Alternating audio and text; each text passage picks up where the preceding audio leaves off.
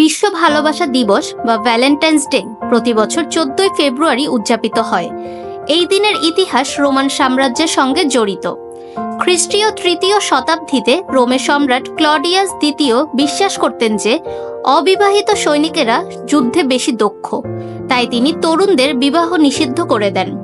কিন্তু Saint Valentine নামে এক খ্রিস্টান ধর্মযাজক এই আদেশ মানতে অস্বীকৃতি জানান এবং গোপনে প্রেমিক প্রেমিকাদের বিয়ে দেওয়া শুরু করেন।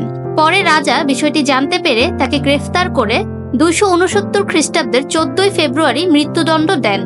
সেন্ট ভ্যালেন্টাইনের এই আত্মত্যাগ ও ভালোবাসার প্রতি তার অবিচল নিষ্ঠার কারণে 14 ফেব্রুয়ারিকে ভ্যালেন্টাইন্স ডে হিসেবে ঘোষণা করা হয় এবং এটি বিশ্বব্যাপী ভালোবাসার প্রতীক হয়ে ওঠে।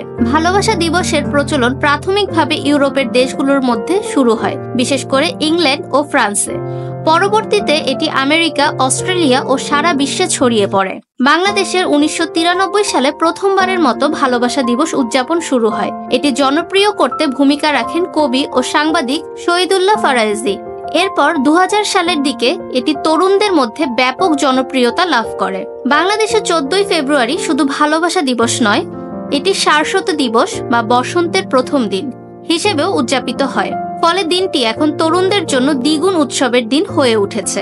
বর্তমানে বাংলাদেশের 14 ফেব্রুয়ারি তরুণ তরুণীদের কাছে ভালোবাসা প্রকাশের দিন হিসেবে ব্যাপকভাবে উদযাপিত হয়, বিশেষ করে সামাজিক যোগাযোগ মাধ্যম ও সরাসরি আয়োজনের মাধ্যমেও।